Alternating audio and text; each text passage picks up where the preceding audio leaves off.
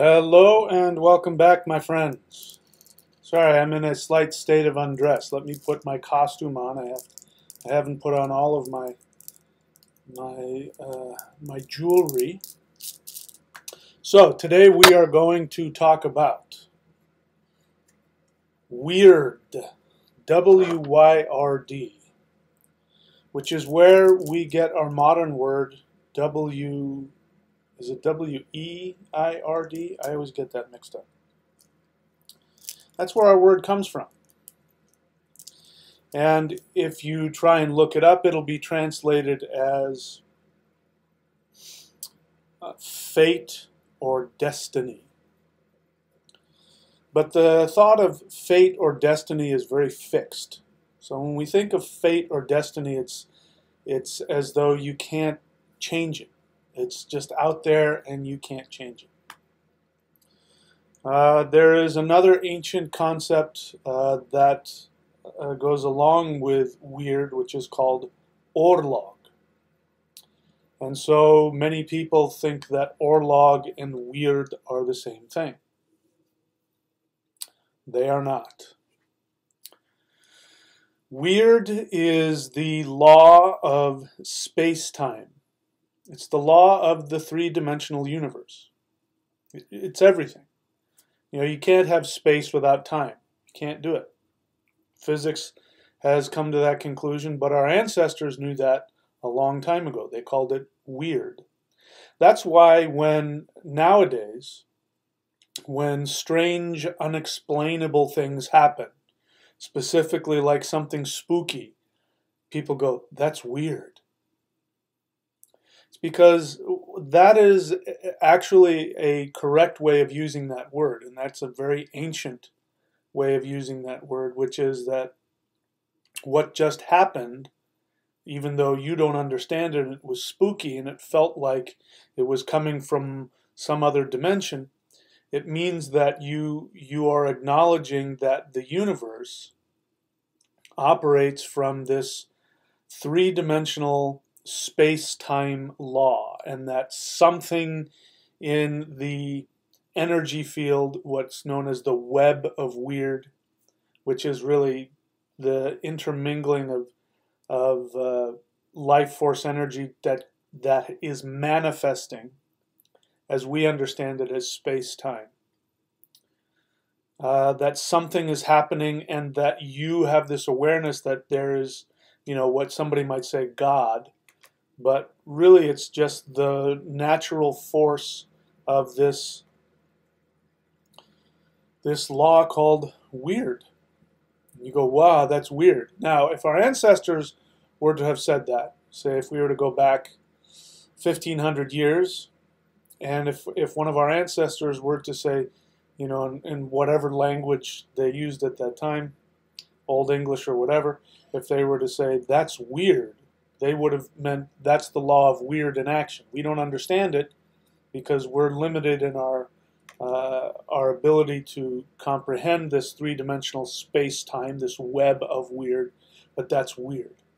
It's like if you're on a web, a spider web, and the spiders sit on the web, as far as I understand it, and when something, even if the web is enormous, if something hits the web and vibrates one of the strands on the web, the spider will feel it and follow that strand to whatever has been lodged in there. And so when we experience something, it's like that. Something spooky, something strange, something, even if it's not spooky or strange, but it has to do with synchronicity. Something synchronistic happens, it's like the web is vibrating and we're like, whoa, that's the web of WYRD. That's weird, man.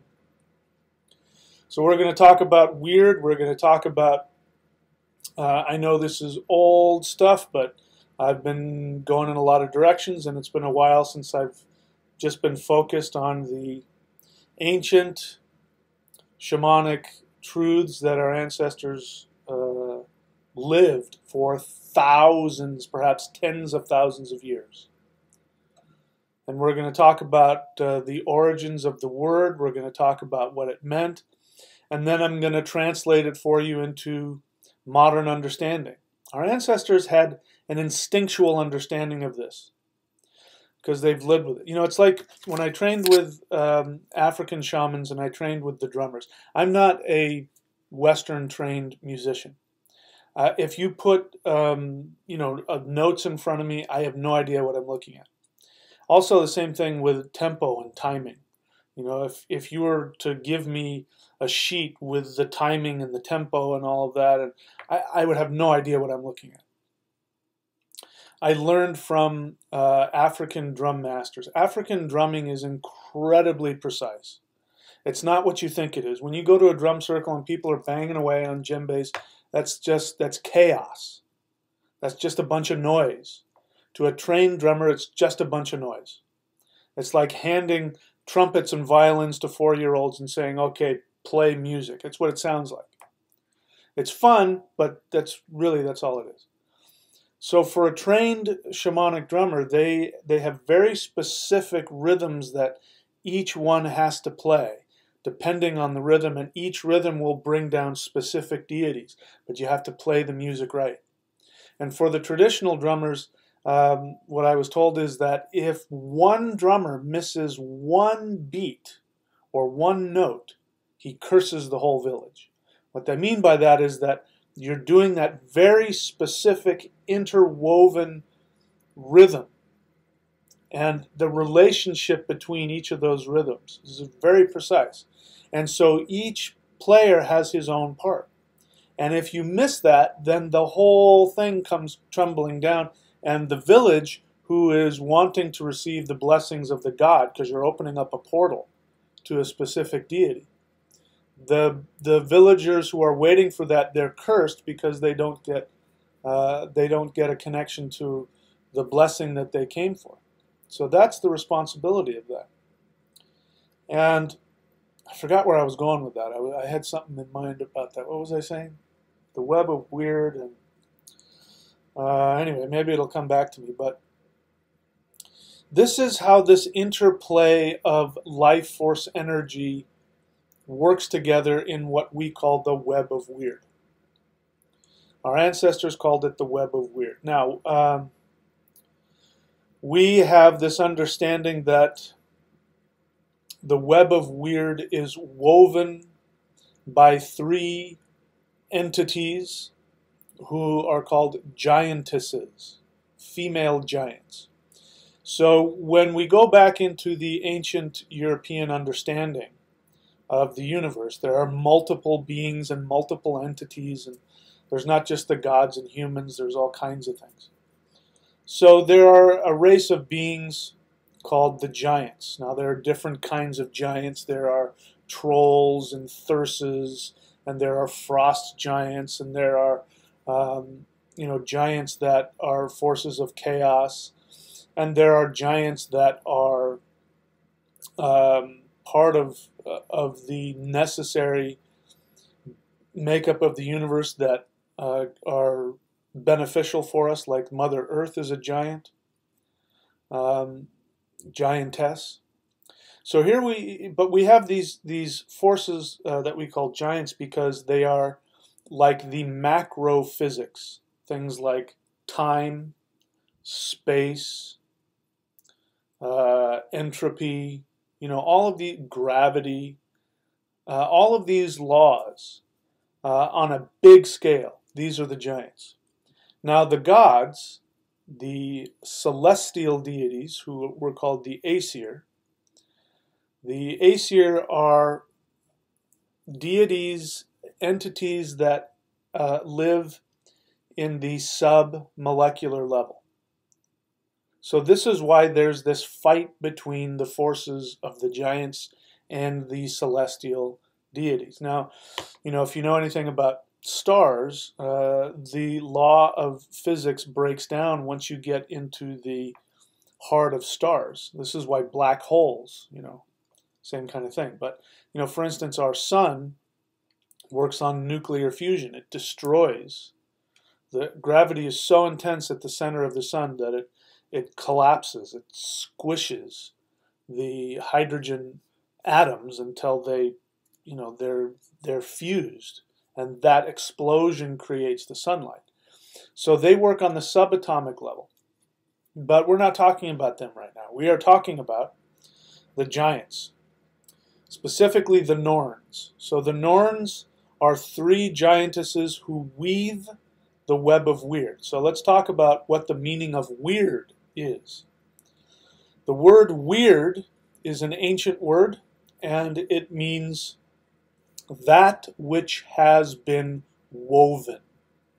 So the web of WYRD is there for a reason. The word web is there for a reason, because as we went further in time and we lost the understanding of some of these words, then we had to add words to keep its meaning. So the web of WYRD, so that you understand it's a web.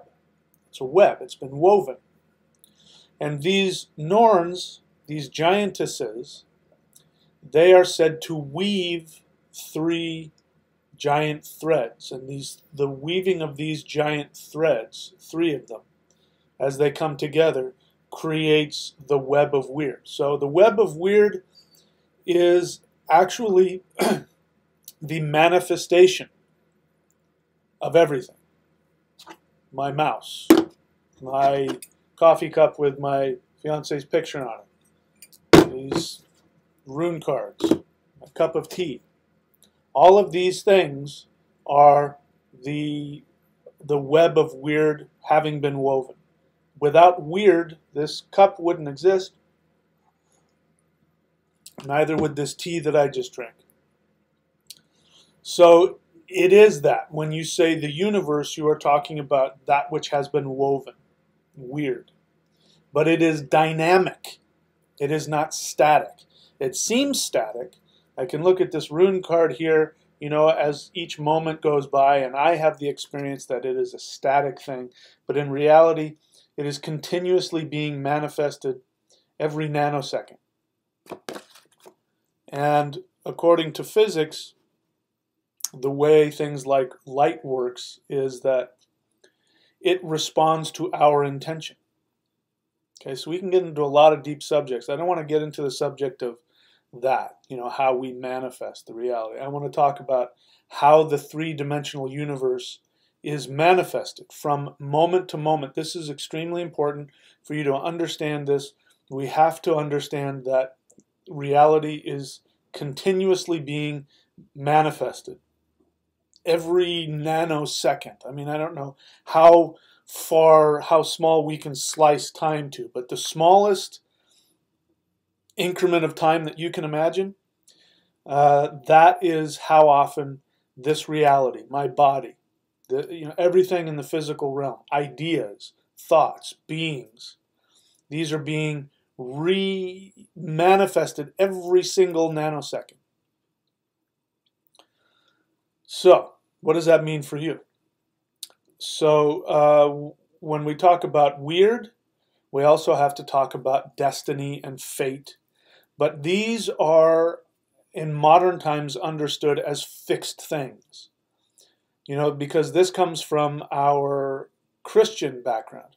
Now, anybody listening to me, I don't care where you are in the world, I don't care what your religion is, I don't care if you're an atheist, I don't care if you grew up some other completely different religion than Christianity, you have been influenced. Your thinking has been influenced because our science, our academics, our economy, our politics, everything is based on this understanding of things being fixed. Fixed laws. The law of democracy, right? In the United States, we have this thing called the Constitution. The Constitution was stuff that people agreed on and voted on, and they created a Constitution. But nowadays, like for instance, I'm not trying to take a position here, I'm just giving you an example. Let's say the Second Amendment. The Second Amendment, the right to bear arms. As soon as somebody starts talking about repealing that or changing that, you will have people stand up and say, that is the Constitution. You cannot change the Constitution, as if it's some immutable law in the universe. That is the idea. That came from Christianity, which said there is the devil, there is God, and there is truth, and there is falsehood, and everything is black and white. And God has destined those who will go to heaven, and God has destined those who will go to hell. And you have free will, but unless God decides that He's going to touch you and allow you to achieve salvation, nothing you can do. So there's this fixed idea, the idea that of deism. I don't know if you've heard of this word, deism. D-E-I-S-M. It was the idea during the time as they were making the United States Constitution. Deism was very popular. And it was pretty much the closest you could get to atheism without being an outright atheist, which says that, listen, God just kind of wound things up like a clock and just set it, and then He just took off and, went golfing. The universe is just doing its own thing, and you can't really ascribe anything to it. It's fixed.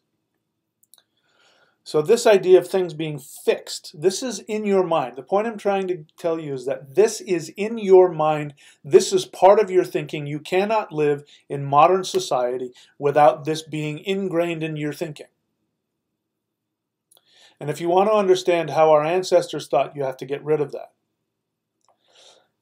This is an incredibly important concept, and I spend a huge amount of time and effort trying to destroy fixed thinking in the minds of my apprentices and my students and my clients. When you can understand that, and when you can go to that place of fear, because when you live in a universe that is not fixed, it is very frightening. Because it means you're not fixed. You can never hold on to a fixed idea of who you are in any given moment when you live in that place. Now, we're not designed that way. Most people go crazy when they don't do that. So this is why our society is fixed, and we have these fixed laws and fixed ideas. That's why we've been worshiping a fixed God who's up in heaven and we're down here. That's why we've been doing that for so long. If you want to understand the web of WYRD, and more importantly, how you can, I got to be careful with my words here, how you can influence the manifestation of the web of WYRD on any given moment, you have to understand what it means to live in a universe that is not fixed. Time and space is not fixed. So when we talk about the law of WYRD, what I'm really talking about is the same kind of like laws of physics. And some laws of physics don't make sense. If you go on the subatomic level, the laws of macro physics fall apart. This is the war between the giants and the Aesir. That's why they're constantly at war with each other. Okay? So, let's get into that very briefly. Let's talk about who the Norns are. The Norns, their names in modern English would be Origins, which represents the past. Ever unfolding present, or immediacy is another word. That means now. And then there's debt. D-E-B-T, debt. That which has to be paid. Those are the ideas of the past, present, and the future. Now that is not fixed. You can see that. None of that is fixed. The past is the past, and the present is the present, and the future is the... None of it is fixed. From the shamanic perspective, time revolves around now. It doesn't go in a linear fashion from past to present to future. What you do in the present actually first creates the past. The past is created every moment in your mind. Every time that you rethink something, every time that you reassert within yourself a thought, a judgment, a feeling, you are creating the past. If you continue to keep thinking the same thing over and over and over again, then the past becomes more dense and more thick and more fixed. The past then will create your future. The past creates a debt which must be paid. And as you walk forward, you seemingly walk forward, you walk into a debt that surrounds you and takes a hold of you and exacts a payment from you, or gives a payment to you. Actually, both are happening at the same time. If we're having a less than desirable outcome, then we feel as though we're being, a debt is being pulled out of us and forced upon us. If we have a pleasant experience, which most people forget, they forget the pleasant ones. Because you're having pleasant experiences all the time too. I'm comfortable right now. I'm not in any physical pain. I'm healthy. I'm happy. I just ate something. I can still taste the tea in my mouth. But I'm not thinking about that. We don't think about that. We think about whatever unpleasantness we're going through. But the debt that comes to you is a payment. Whether it's a payment to you in a way that you like, or a payment to you in a way that you don't like. There's always a payment happening. So this is different from, even though they're related, karma is just talking about the debt that is being paid at that moment. So when people are focused on karma, they're missing the two other aspects of the three. I suppose if you put dharma in there, you've got two out of the three. Dharma is right now, the path you walk right now, and it means destiny. Anyway, I won't get into that. I don't want to talk about Hindu stuff right now.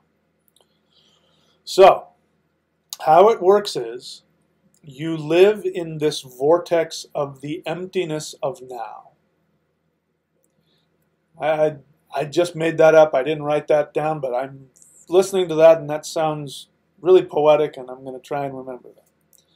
We live in the vortex of the emptiness of now.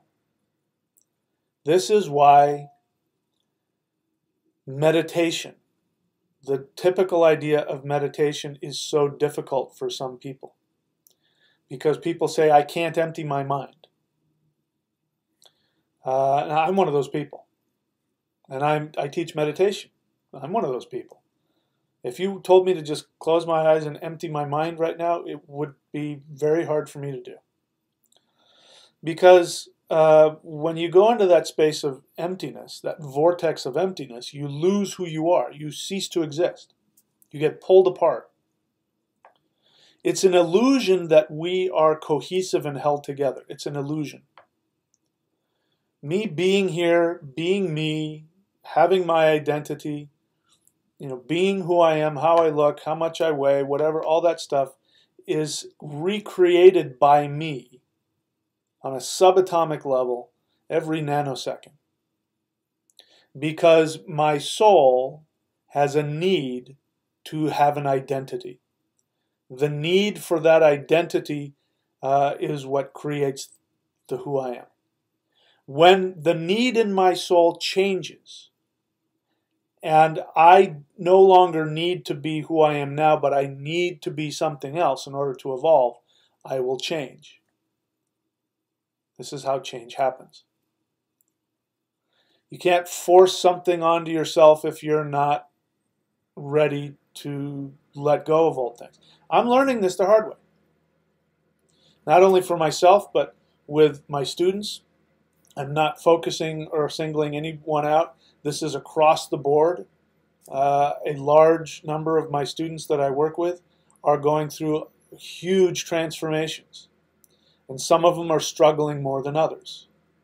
Some of them are struggling and taking the steps and following through, and they're making progress, and some of them are hitting walls. And they're finding out what it means to transform. So let me talk about something here which is important to understand. I'm gathering my thoughts here, so be patient. As you know, I do not pretend to be anything other than human, really. And I'll say this, the best that you can get is just human. You don't get anything beyond that. The best you get is human. That's as enlightened as it gets. And I am human, and I've got just as many foibles as any human on the planet. I've learned a few tricks and techniques about how to avoid creating more drama and chaos and pain for myself, which has resulted in more pleasantness within my life and the ability to manifest my desires more easily and more quickly, which is fun and nice. But trust me, I'm just as human as anybody listening to me. What I have come to learn is that whatever your experience of your pain level, your misery level,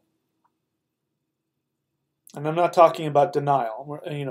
There's lots of us, we have a denial function. If we strip away the denial and you get to where you're at, and if you can honestly say that your life is miserable, or you're unhappy, or that you're stuck, or that I need this, or whatever it is, the intensity of the level of that discomfort tells you how much energy you have been putting into keeping that dynamic static. Remember, nothing is static. It is an illusion that things are static. So if you're struggling with change, wanting to change, and you feel like you can't do it, even if you know what things you need to do to change it, and you feel like I can't do it, it's too hard, that is an illusion. But I also recognize the power of that illusion.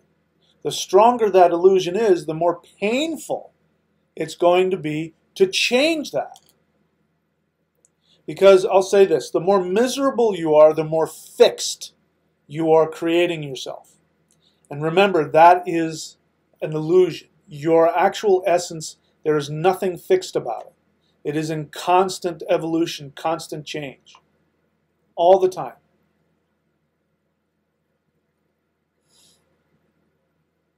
So the feeling of you are stuck here and you can't leave this, you can't get out of it, the truth is that if you're living in a feeling of a fixed problem in your life, you are actually investing in that. It's harder to create misery than it is to create joy.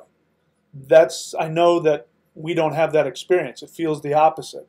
It feels like it's easier just to stay where I am and harder to move out of it and to make decisions to move out of it. But actually the opposite is true. That's why when you stay in miserable situations, what happens? You get older faster, you get sicker faster, everything falls apart, whatever your problems, like if you're an addict, you become more addicted. This vortex of pain becomes worse and worse and worse. But the reality is that it takes more effort to create that fixed reality than it does to simply go with the flow. However, going with the flow is far more frightening because we don't know what's going to happen from one moment to the next. In the fixed scenario, no matter how miserable you are, there's a comfort in that. There is a comfort there. So one of the things that I teach is that you have to learn how to be uncomfortable. And you have to learn how to take action regardless of whether or not it's a comfortable thing for you. We want to feel good before we take an action. Sort of like, when you're going to lift weights and some guy's sitting under the bench press and, he's got to lift that weight, but he's going to get himself prepared. Some of that does work. You get some oxygen in your blood flow, but most of it is he's just psyching himself up. But, he could still, lift it 2 seconds earlier. But we're like that. In order to make the change, we have to wait to feel good. Like, let's say you want to start a business, but you don't have the money yet, and you've got a job that doesn't really pay you a lot, and you're still kind of in debt, but, you need that income, and you don't want to let go of that. But, it's like, in order to let go of there's a lifeboat right here, and you got to step into the lifeboat, you got to let go of the, the rock you're holding onto in the middle of the ocean. I don't know if there's a rock in the middle of the ocean, but you got to let go of whatever you're hanging onto and then grab onto the life raft. And letting go of that is frightening because, look, at least I understand this. I know if I keep holding on to this, I'll have this experience, illusion or not, that I'm safe. If I let go, I don't know what's going to happen. And that scares me. But this is how the universe is set up. The universe is set up that when you live in the vortex, how did I say it? The vortex of the emptiness of now. You never really know what's going to happen. The best that you can get is getting used to the idea of trusting. And trusting is not a state of, I'm in a state of trust. It is a continuous choice. I've been doing this for a while. I still have to outsmart my unconscious. And I have to remind myself. Because experience is an important thing. And the more experience you get with, letting go and living in the now and trusting, then at least it's easier because you can remember that you did it and it worked. But if you never do it, you'll never have that experience and you'll never know. So in the beginning, when all you have is this false fixed chaos and misery that you live in, then taking that step to live in the emptiness of now is going to be far more frightening and far more painful.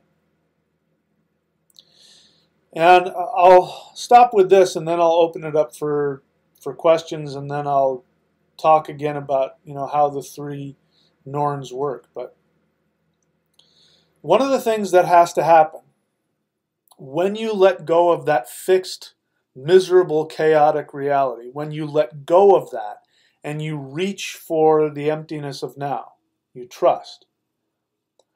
One of the things that has to happen is you do have to feel the pain that you've been avoiding.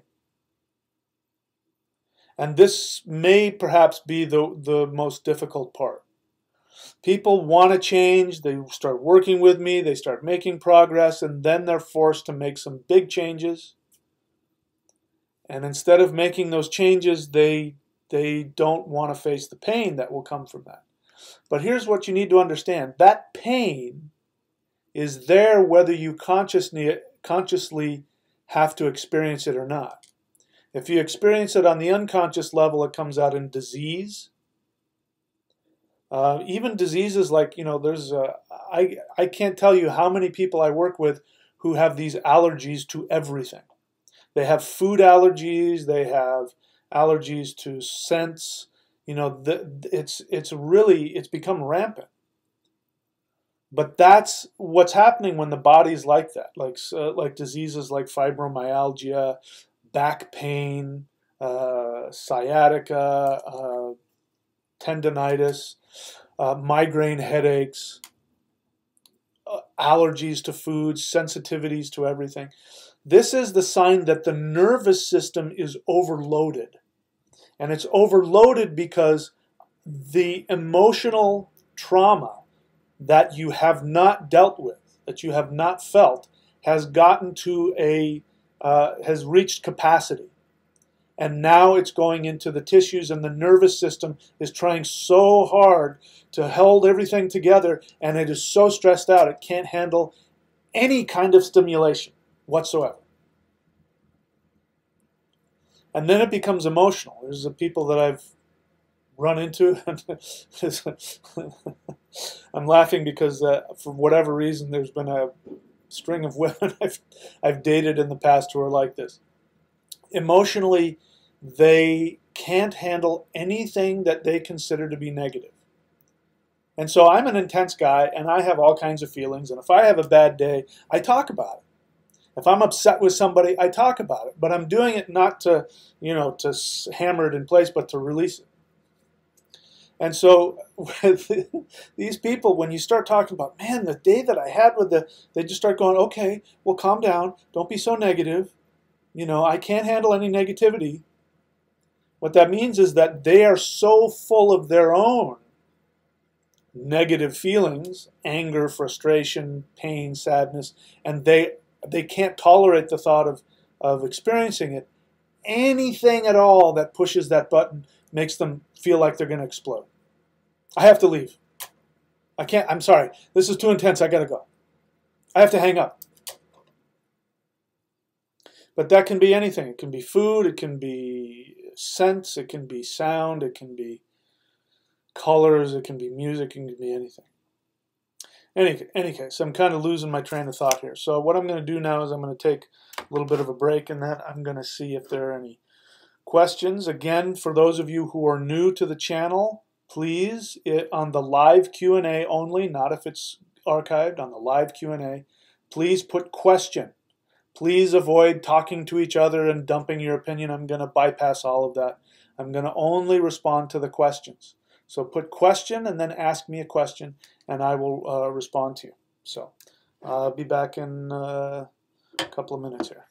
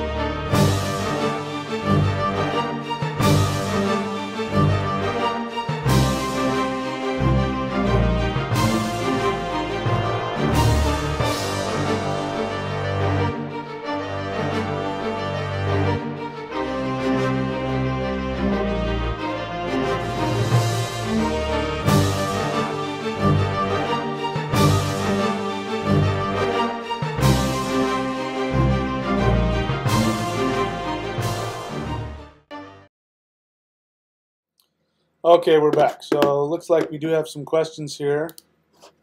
We've got 30 people watching. Somebody, Cosmos de Cosmopoliet. Okay, so this is some interesting information here. He says, just so you know, Orlog, he spells it O-O-R-L-O-G, is Dutch, and then he puts Germanic language for war, not destiny. The etymology of the term Orlog points to an oath breaker. Well, I don't know what you mean by etymology. Are you talking about the ancient etymological origin for the word Orlog, or are you talking about the modern definition in Dutch for Oorlog, as you have it there? So, Orlog may be a modern Dutch word for war, and Dutch is a Germanic language. It is not the Germanic language, nor is it Proto-Germanic. So the word Orlog is an ancient one.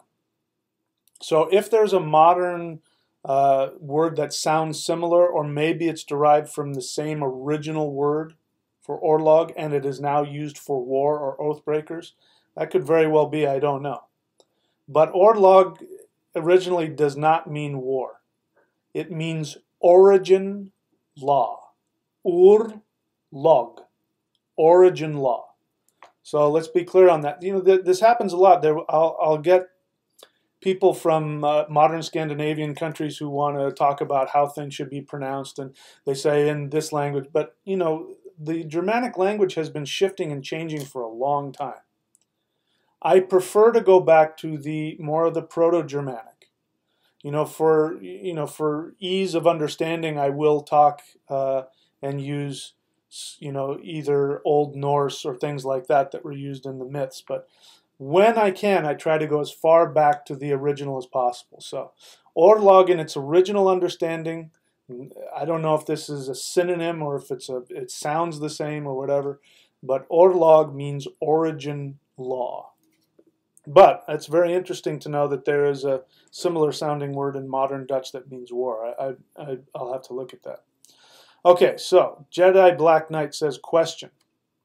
While doing the WYRDing exercise to meet the future self, this is an exercise, if you go onto my channel, I've got some WYRDing, WYRDING exercises, and one of them is to you meet your future self. While doing the WYRDing exercise to meet the future self, how can we be sure it's not our imagination playing tricks? You can't.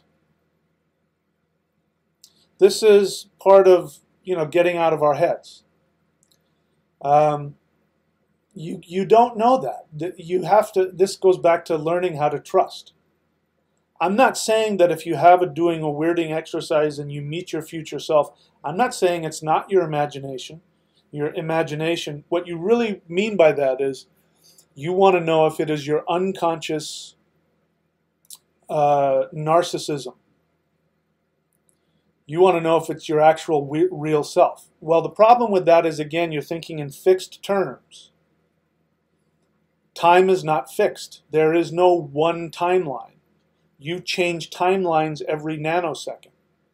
So it could be a future self. There could be another future self that could be worse. According to physics, anything that you can imagine is happening in another timeline. There are infinite numbers of timelines. And anything that you can imagine and beyond that is happening. So there is a timeline where you are king of the universe, and there is a timeline where you are whatever it is you can imagine. So that future self is one of your future selves. The question is whether or not you're connecting to your true soul desire. The idea is if you connect to your true soul desire, which is connected to the word Orlog, origin law, then when you meditate in the WYRDing exercise to see your future self, you're seeing what's going to go down that timeline. But that timeline is going to be dependent upon attitudes and choices that you take in the now. Okay? So get rid of that idea. I understand it, but it's in order for this to work, you got to let go of those fixed ideas. And stop wondering whether this is that or it's true or not. The thing that you want to look for in the WYRDing exercise is how it makes you feel. And if you feel like a joy or a happiness or like a fun excitement when you connect to that, that means it's connecting to your soul, something that you want.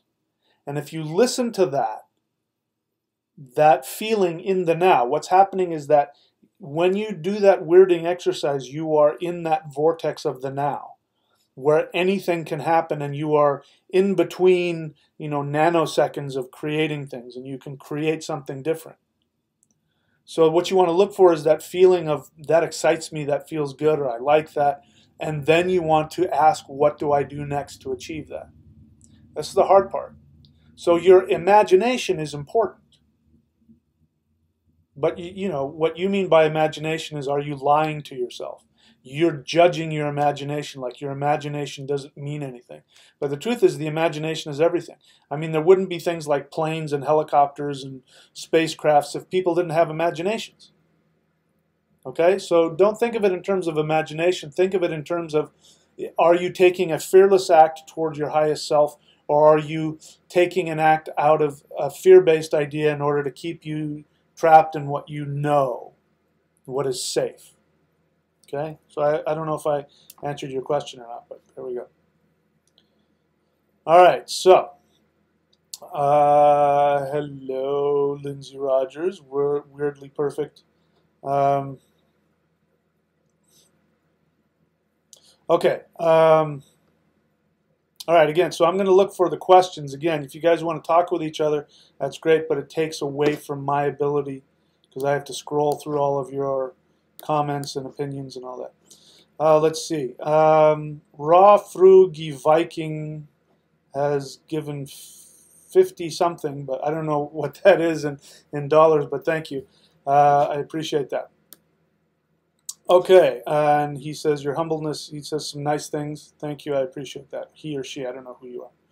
Okay, moving on to the next question here. Karen Wood says, question, could the Norns be likened to the Morrigan? I don't know what the Morrigan is, so I can't answer that question for you. All right, let's continue here. So now let's talk about the actual essence of how time is created. Okay? How time is created, which really means space-time. And by space-time, I mean everything in existence. This table, this desk, the stars, all of that. So, here's how things work. You live in the ever-present now, which is how it's the original meaning of the present in terms of the norms. The ever-present, ever-unfolding, immediate now. That's really the only thing that exists. Think about it. Has there ever been a time when you haven't been in the now? It's always now. It's never any other time. When you have a thought or a feeling, when you have an intention, when you invest in a feeling, like if you're angry and you invest in a resentment, when you invest in a fear, when you invest in a desire. I'm using the word invest a lot because everything is an investment. Whatever feeling you have now, even though you feel like it's happening to you, it's a result of an investment. You invested in that. The more you invest in a feeling, the more fixed it becomes. So every time you invest in something, you literally create something which then is woven into the past. Once it goes into the past, you then, once you've decided that's what has happened, it becomes fixed. Once it's fixed, that has solidified you onto a timeline. Once that becomes fixed, now everything, because everything is shifting and changing all the time, there is going to be a reaction to that. A reaction that you are either going to experience as positive or negative or perhaps more of the same. But you're going to have an experience of the result of that. And that is called the debt. That's the future. So the future is created in the present as well. So it's the present creates the past, which creates the future. The only thing you have control over is the present. So the illusion that time is going on and you're staying stuck in something, I'm getting kind of lost in my own thinking here, but the idea is this. Let's say, let me make it more practical. Everybody wants to be happier in life. Everybody wants money and success and happiness, love, whatever. So how does this law of WYRD? So somebody asked me this question. The reason why I'm talking about it today is because somebody asked me, I want to know the difference between WYRD and Orlog. And some people say that WYRD and Orlog are the same thing. That, Orlog being destiny. But they're not. So I guess let's talk about Orlog for a second. Orlog, origin law. This can be translated as one's own personal destiny. You can say my path. If you walk a mile in another man's shoes, you walk in his footsteps. That's their path. Your Orlog means the law, the immutable. There are things that can't be changed, and one of them is the law of who you are supposed to be. You have chosen for yourself in this lifetime that you are to walk a certain path. There's a certain destiny, but it's not given to you. It's not like the universe has destined something on you or that God's will for you. It's nothing like that. It comes from in between lifetimes. In between lifetimes, you make decisions about what you want to experience. And you make a contract with the universe about what you want to give to the universe to help create the universe you want to live in. And so you and the universe come to an agreement again, this doesn't have to be verbal. It's not like you stand in front of some archon or something. It just means that on an energetic level, the universe and you, the web of WYRD and you come to an agreement. But it's you. You're the one that chooses what your path is going to be in this life. When you're born into a physical body, that is like a computer program within your soul. I use the word soul desire. You put that in your soul desire, and then to the extent that you follow that Orlog, that you follow that law that you have put within you, that will determine how close you are to your Orlog, to your truth, to your path. You know, your honor. People say you have to live, you have to be true to yourself. You know, you have to live by a code of honor. Well, that really has to do with your Orlog, you doing what you're supposed to do. Following your Orlog. And your word is really the promise you made to yourself. So that can't change. Not while you are in the body. That won't change. Once you've taken on this avatar, you know, right now I'm wearing, this is my avatar for this lifetime. I have an Orlog that is immutable and cannot be changed. And if I do not follow that Orlog, which is my destiny, which I've created for myself, I will incur unpleasant consequences. Misery, poverty, perhaps illness, pain, loneliness, sadness, insecurity, fear. If I follow my Orlog, I still may feel some of those things, but the end result is that I will feel within me a sense of fulfillment and a sense of purpose. I will become self-sufficient and self-confident. My experience is, when I follow my Orlog, I become happy. Okay? I still have all the other feelings, but there's a core happiness that is unshakable. So this is why it's real simple when I talk to people, especially when it comes to doing career consultations. I am pretty good at asking the right questions and hearing in the responses which direction to go to help somebody get to the core of their Orlog. Now, the problem is that a lot of people are in conflict with their Orlog, with their own inborn destiny. And the reason for that is this. The way that the web of WYRD is set up, this web of WYRD, this space-time, this web of life force energy that surrounds us, it responds to us. Remember I said in the beginning that, you know, the spider is sitting there and something touches the web, even if it's way across on another tree, and it vibrates on the strand, and the spider feels it and then follows the strand to wherever it is. That web responds to everything within you. It responds to your thoughts, your feelings, your intentions. And it just simply responds to you. So, I'm getting lost in all this stuff myself.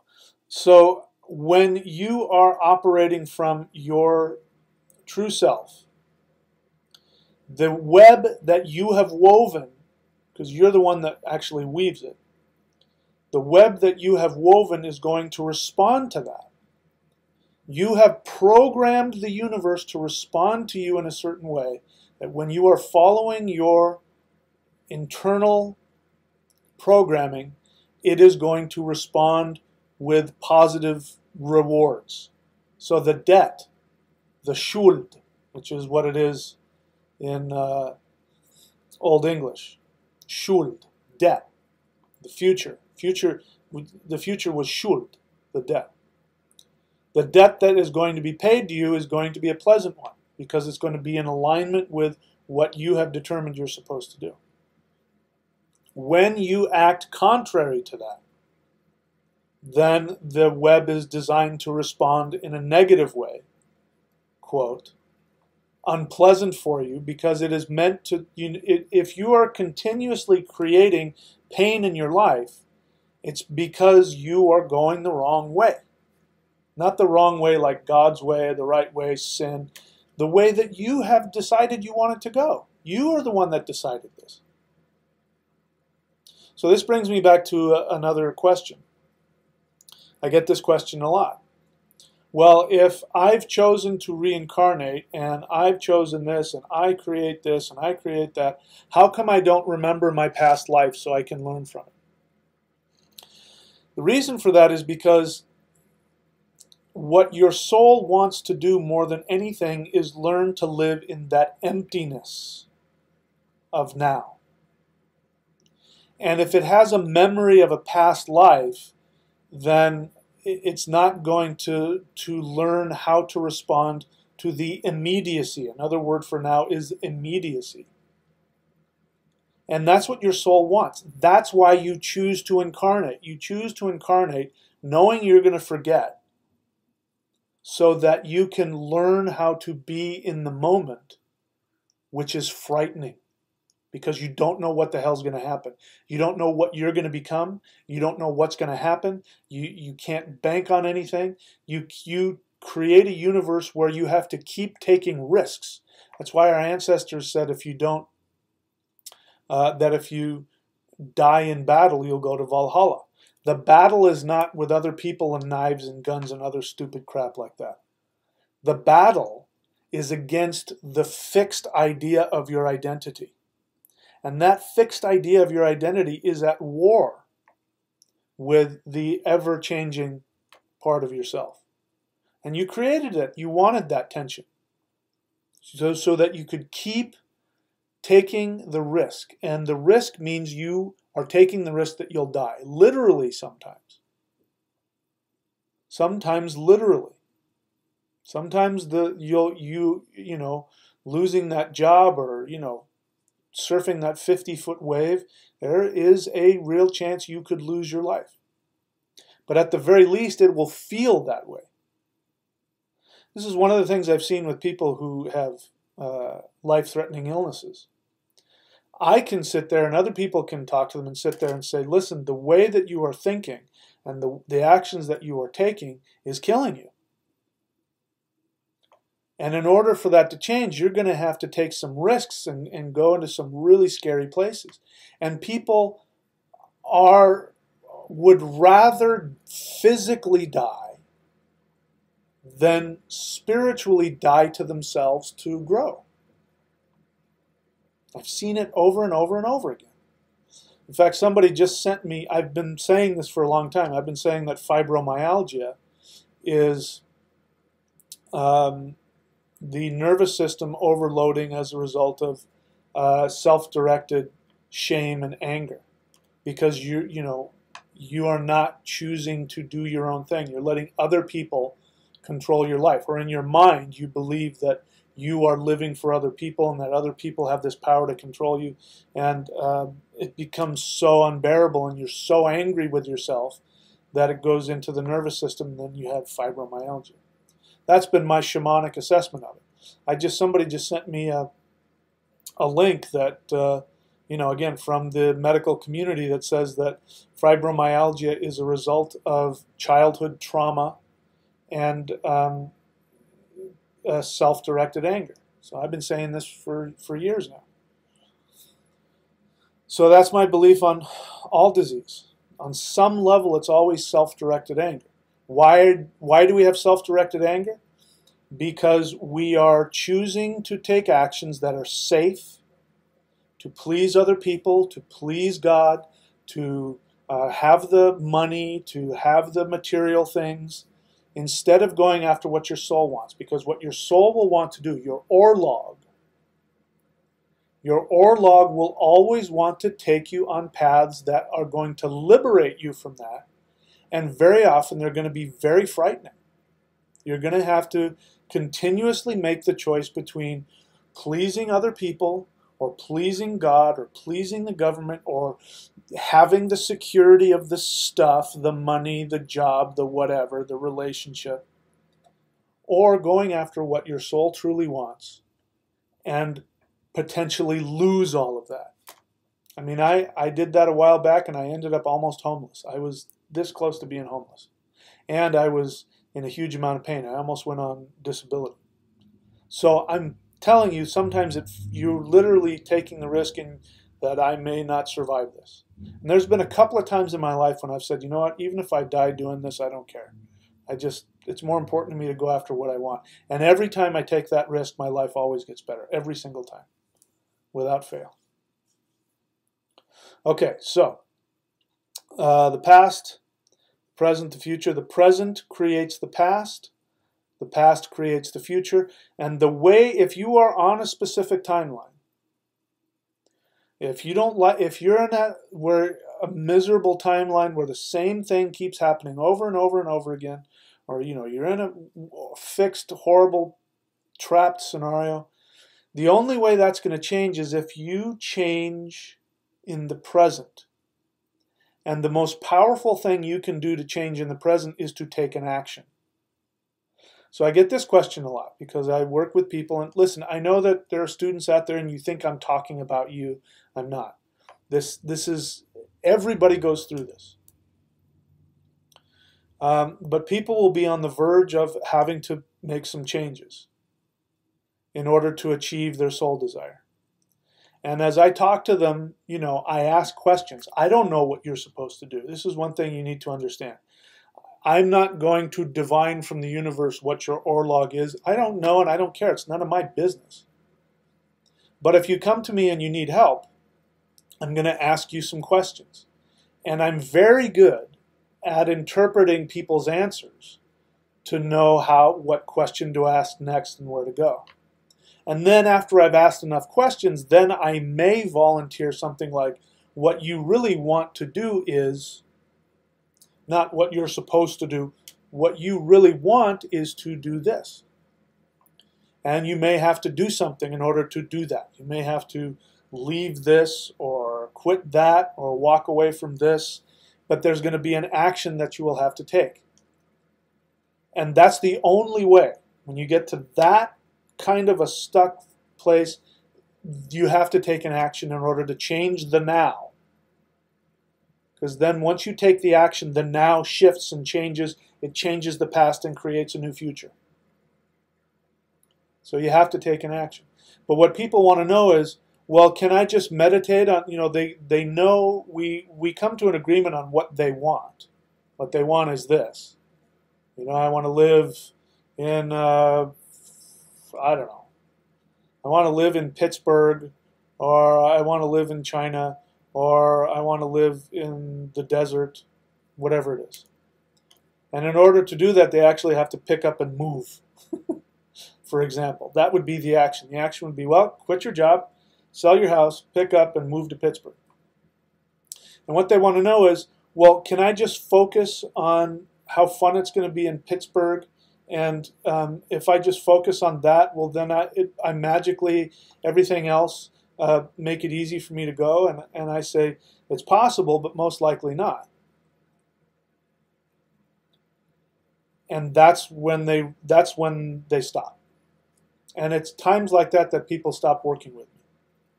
Because they know there's nothing else I'm going to say to them. I'm going to say, listen, this is what you want. The only way to get it is to go after it. It's not going to come knocking at your door. When I was doing a lot of relationship counseling, women would say, when am I going to meet the man of my dreams? And I'd say, I don't know. When do you want to meet him? They'd say, you're the psychic. You're the one who's supposed to tell me. I'm like, you don't understand. That's not how it works. The universe is going to respond to you. Are you doing any online dating? Oh, no, I did that. It didn't work. Really? What do you mean? Oh, I went on a couple of dates and they were horrible. I said, really? You went on 2 dates and that's how you know it didn't work? You're going to have to go on thousands of coffee dates before you find that person. You have to let the universe know that you're serious. This is the point of the action is that you have to let the universe know that you're serious. The universe will not take you seriously until you get serious. And this is the difference between, you know, I was looking through the comments here, and I don't know, one I disagreed with what's his name about the Orlog, and I went past it and I saw something about this is getting too new agey for me, even though what I'm saying is I want to go back to the original. You know, I don't know where his coming from, but the difference between the new age understanding of just think about what you want and it'll happen. The difference is that that assumes that the universe is arbitrary, and it's not. The universe is not arbitrary. The universe is fixed on your soul desire. The universe is laser focused on your Orlog, your soul desire, your destiny, that which your soul says you have to do. If you start to focus on something other than that, the universe will either do one of two things. It will give you mixed results or nothing results, or it will give you painful results. Because it's either saying, what? You're not being clear. You're not, I can tell you're not asking me for what you truly want, so I don't know how to respond. Or it's going to say, that's not what you want, you're lying to me.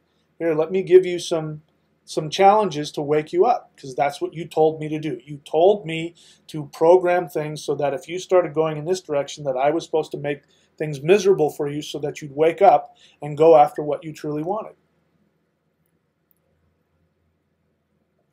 Okay, so that's how it works. That's in the now, in the present of the now. You always have access to your soul, your Orlog, your internal destiny. You have access to it at all times. And learning how to stay in that emptiness of now and feel that and have a relationship with that, which changes from moment to moment. Every single moment, the more effort you put into not being fixed, not being stuck, and staying in that fearful place of trust, and I don't know what's going to happen next, the closer you get to being able to feel that essence of your soul. And the one way that you know that your soul wants to do something is when you think about it, it gives you happiness, it gives you a joy. That's how you know. When you do that, you change the past, which changes the future. But you can go in either direction. Every single moment, there's a constant choice all the time. Never-ending, infinite number of choices. That's why I don't believe in a fixed state of enlightenment. There's no such thing. Oh, I've done it all and now I'm in a state of enlightenment. Garbage. Nonsense. Life is a continual battle between you following what your soul wants to do and doing what is safe. It's a continual battle, and you have to continuously die in battle. That battle, you have to continuously die to yourself in that battle in order to go to Valhalla. Valhalla is not out there, Valhalla is right here in every moment. Same with the underworld. The underworld is not down there, it's right here. That's why there are people, you can have two people side by side. I get them all the time. They tell me how miserable they are, how much they hate this life, and how they can't stand it, and life is pain, and life is miserable. Well, they're living in the underworld. They've brought the underworld up, and they're living in it. And if I had enough time with them, and if they were able to listen to me, I could help them walk out of there. But that means they'd have to take choices that they don't want. Okay, so I'm starting to babble now. But let's see if there are any questions. Okay, so let's see here.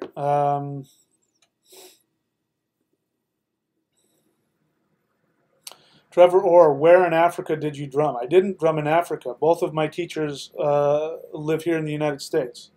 And they're both masters from Nigeria. They're Yoruba masters.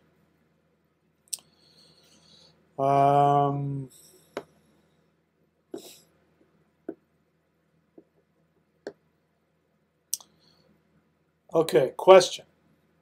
Past life memories are real when you feel them, a release, a physical energy block. Would you agree? Well, that's kind of a statement. You're not really asking me a question. Do I agree with you that past life memories are real when you feel them release a physical energy block? I mean, generally speaking, it sounds sound. I mean, it's kind of general. I don't. I would need more specifics to know, but I mean, generally speaking, I can't disagree with any of that. Okay. All right. So I don't see any more questions. I'll take a little bit of a break and I'll come back.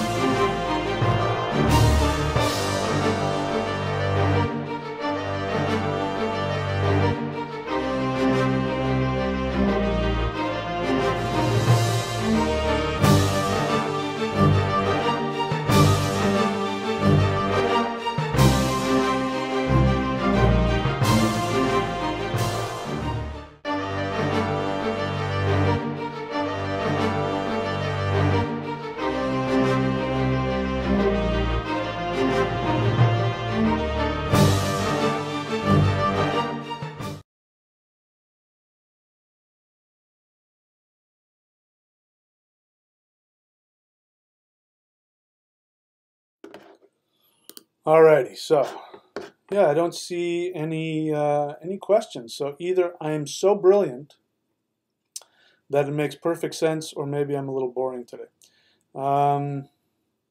Somebody asks, do you take prepaid cards? I don't understand the question.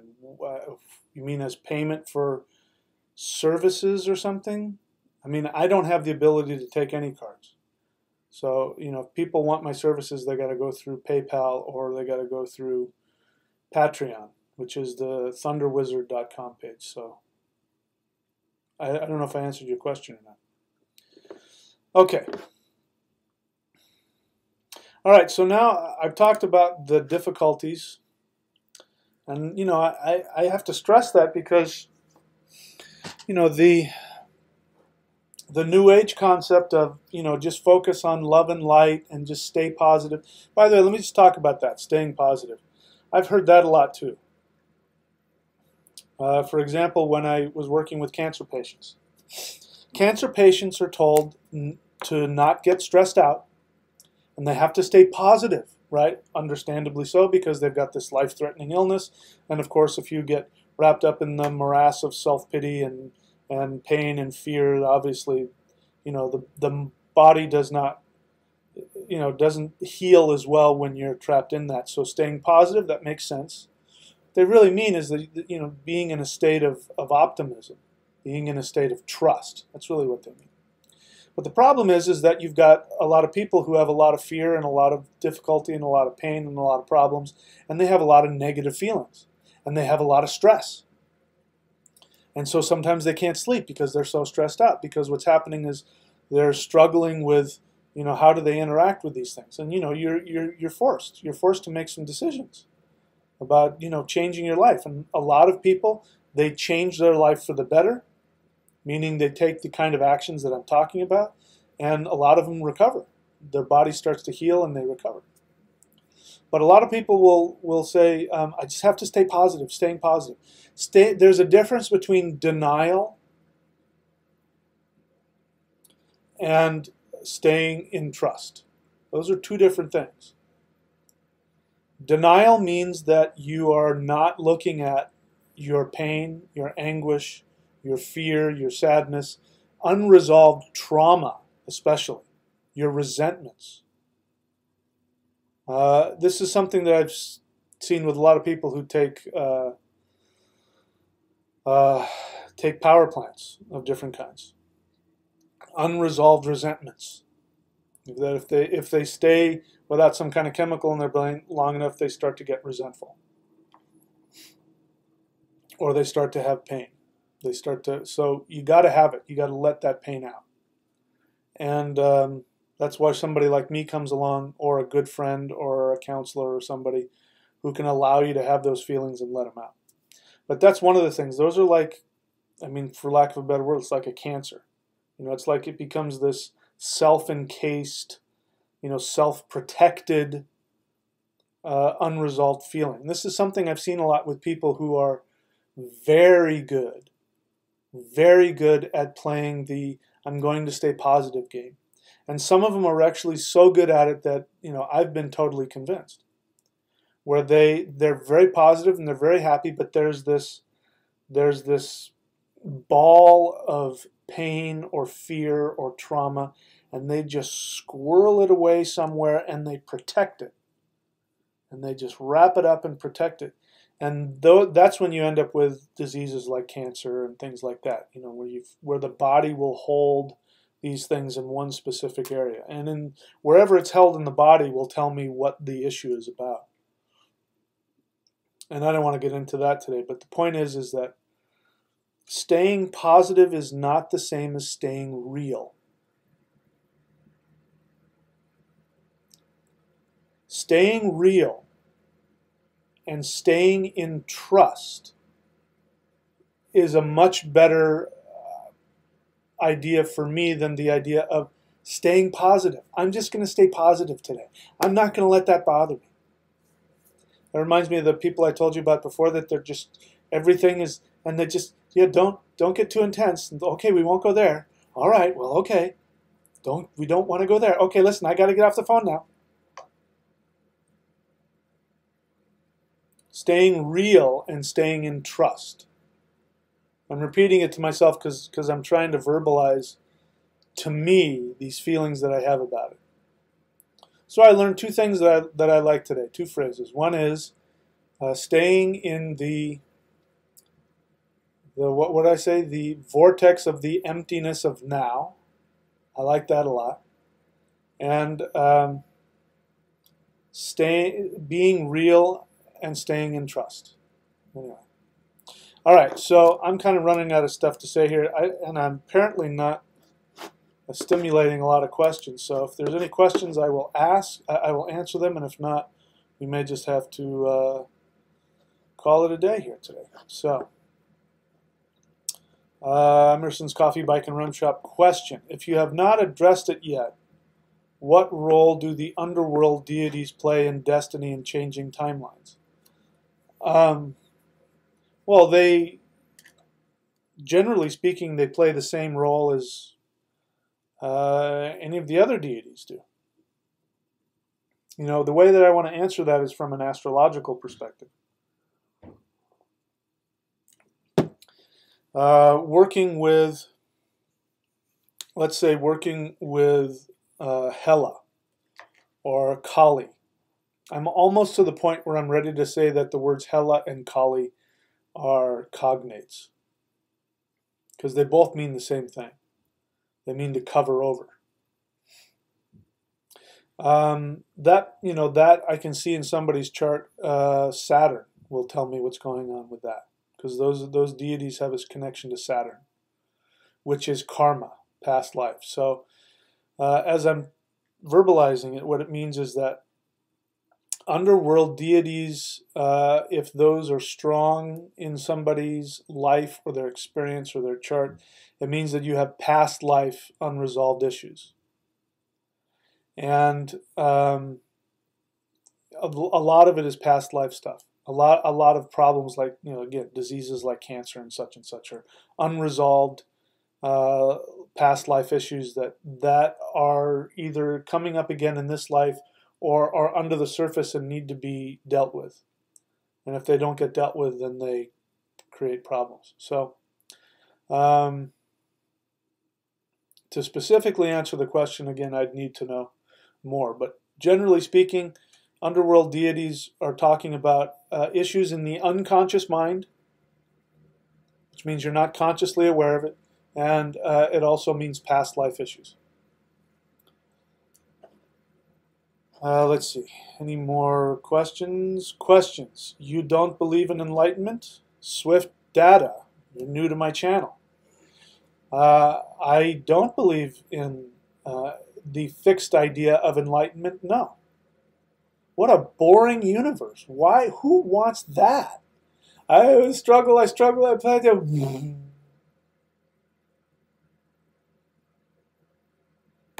Who wants that? How boring. But no, I don't believe in it. I'm a very practical person. You know, listen, everything I teach because I've experienced it. I have never experienced enlightenment on that level. I've experienced plateaus of happiness and bliss, but it always comes back down, just like the waves. It's always moving. I have never once met or heard or read somebody who I believed was enlightened. And I have met and worked with a few masters in multiple traditions. More than one of them believed that they were enlightened and or gave off the impression that they were enlightened. I could name some names of other teachers who are very famous and have books, and I think they are so full of shit. I think they're either so deluded or outright con men and women. It just doesn't make sense to me. You know, enlightenment is a very new concept. We never had enlightenment 2,000 years ago. You know, in the mythology, you never have enlightenment. Never. The gods are always changing and moving and growing and fighting and battling. It means that life is constantly moving. This is the difference between shamanism and religion. Shamanism, and I'm using that term loosely, is about creating a dynamic balance. Not a static balance, a dynamic balance, which means you're constantly doing things to keep this thing in balance. That's what the the thunder wheel is all about.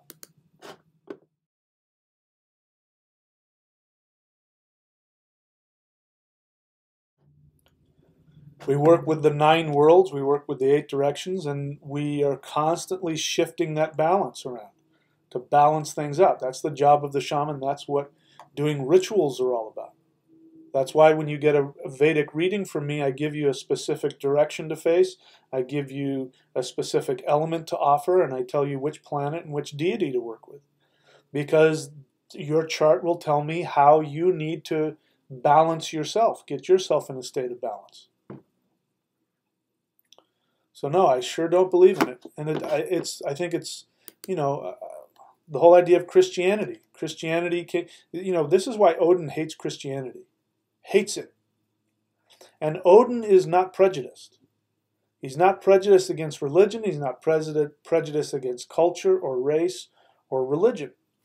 He doesn't have a problem with different religions as long as they operate from an ancient perspective with the same fundamental understandings that all ancient religions followed. He hates Christianity because Christianity tells people to stop and just believe in this and then you'll be saved. And what ends up happening is that people become weak and they become dependent and insecure and fearful and full of self-loathing and self-hatred. This is the whole idea of sin. Whereas Odin was all about he died to himself. By the way, Odin is continuously dying to himself every nanosecond.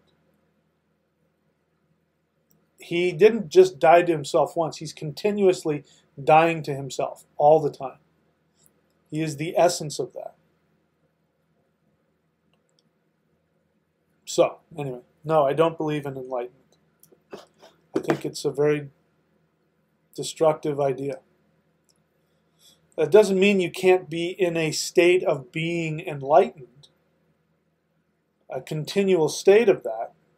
I'm okay with that. I like that idea.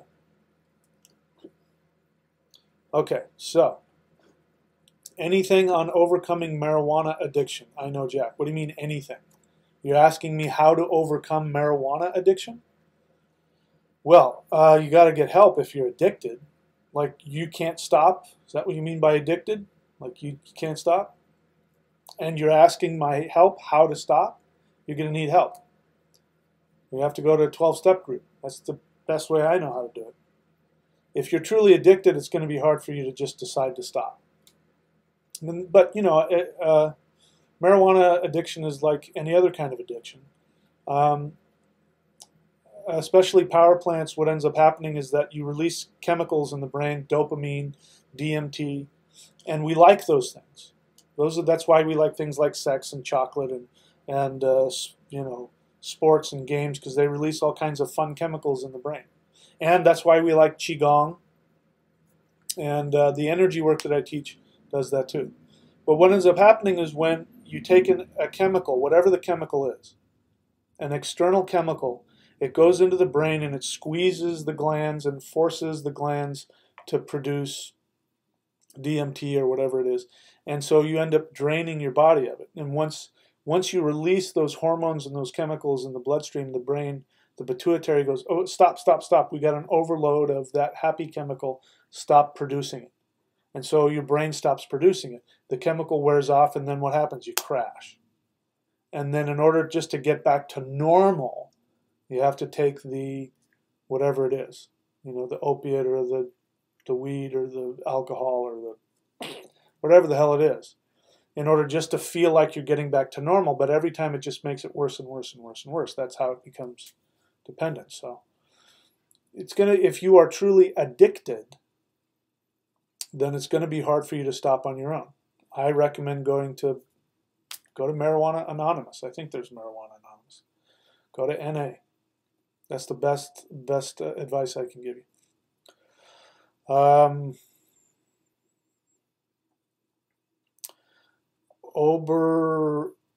Obergefreiter Hack, what is wrong with Christians? You're obviously very new to my channel. Go onto my channel and search for Odin Says Jesus Was a Coward. It's a book I wrote. But I've got some videos on it too where I talk about it. I won't take the time to talk about it here because that's a huge, huge subject. Raw Frugi Viking question. Would you consider psilocybin mushrooms a power plant? I consider any... Okay, so it's a fungus. So what? One's natural and one's made in a lab. I don't care. Poisons are also natural too, you know. I remember one guy said to me, it's natural. Yeah, well, yeah, so is hemlock. Come on. It's a chemical. It still has, you know, it has an effect on you. So, yeah, absolutely. It's a power plant. Listen, if you want to do it, go ahead. I'm not telling anybody what to do or what not to do. But don't try and bullshit me that you're doing it because it makes you more spiritual. That's the only thing. You do that and you're going to have a problem with it. But if you want to do it and it makes you happy and you enjoy it, go enjoy your life. I'm okay with that. Question, on the topic of enlightenment being boring, have you watched Bruce Lee's movie Circle of Iron?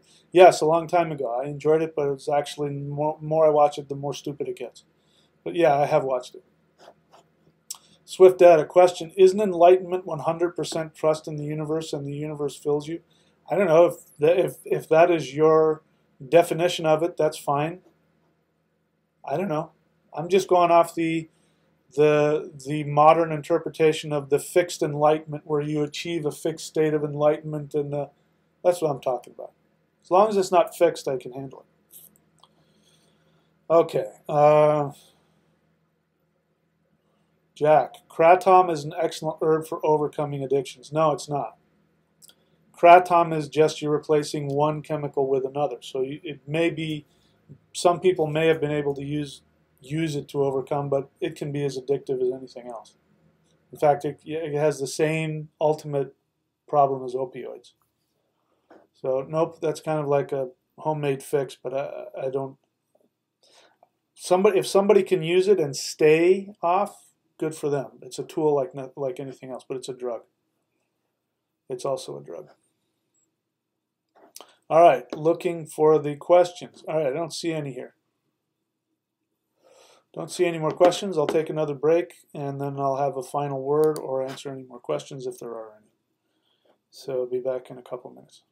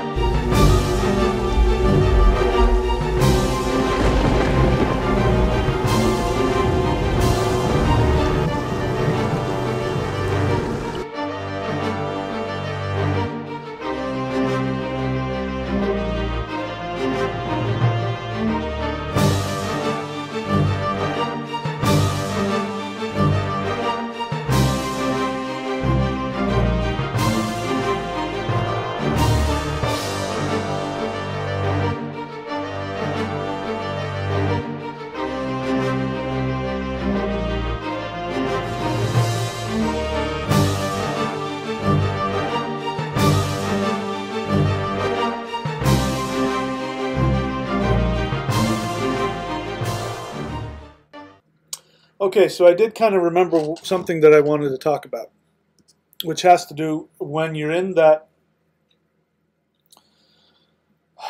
that blocked intersection of your life where you're stuck, and you know what it is you want to do, but you can't bring yourself to do it.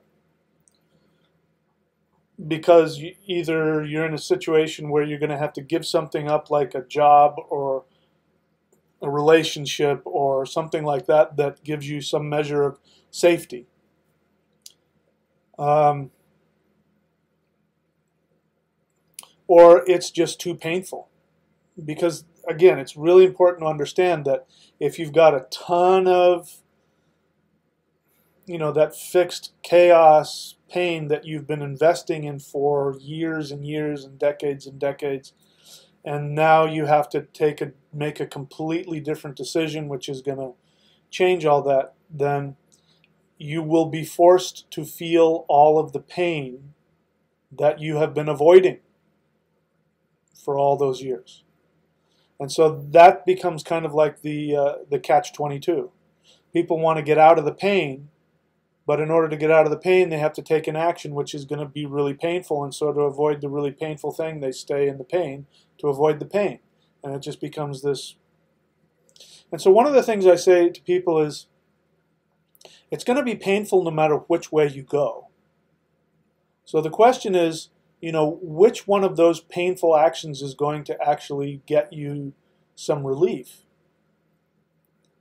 And the truth of the matter is, it is an illusion that it's more difficult to change than it is to stay the same.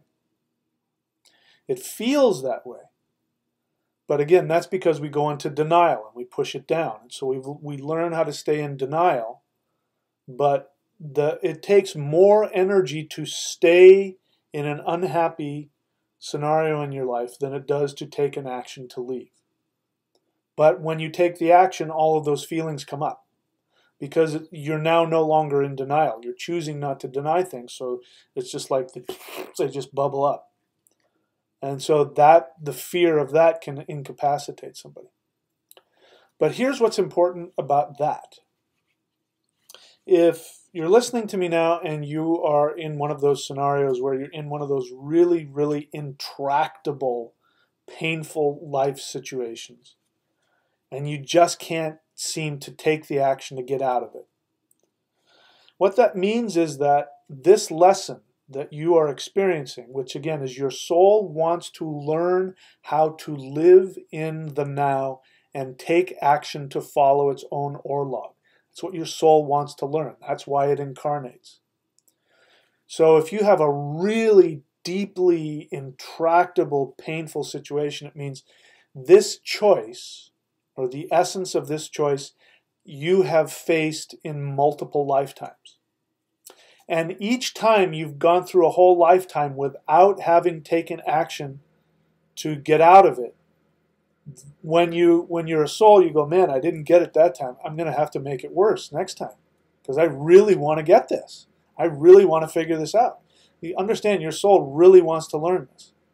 And so what happens is it creates situations and challenges and relationships with other people. That's why you can have, abusive parents or things like that. It's because you talking to the other souls that are working through stuff, and you're like, listen, I really need you to make it difficult on me this time. Otherwise, I may not have the guts to take the action. So every time that you choose not to do that, you're just making it harder for yourself later on. And if you don't do it in this lifetime, you're going to have to do it in another lifetime. That's why listen, there's all different kinds of teachers out there. And, my teacher, he's pretty straight with me. And he's pretty harsh with me, but he is actually gentler on me than I am on my students. And that's because I have this feeling within me that, I want people to like me. I want my students to love me. I want my students to think I'm a nice, warm, cuddly guy. And I can be. I'm actually very warm and cuddly and very sweet and all that. But if I see within them, because they've shared with me what's going on and I've asked the right questions, if I see within them that they are in one of those intractable situations, I can tell that they're in a lot of denial, and it's really painful and it's really traumatic for them. I think about, it's going to be hard for them at some point. It's going to be really painful and hard. And I'm not doing them any help by whitewashing that and just saying, okay, take your time, it'll all be okay, because it won't. If I have to be the one, and I never yell at anybody, so don't get me wrong. It's not like I yell at people or point my finger at them or call them names or say you're a loser. I never do that. I just encourage people to take action towards what they've told me they want to do. And I let them know. And I don't really know how I do it, but something happens where, they are forced to look at it in a way that they haven't seen before, and sometimes they kind of shut down.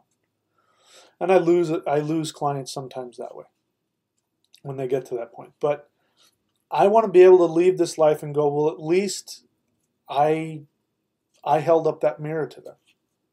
And if they chose to do something differently, that's on them. At least I gave them the truth.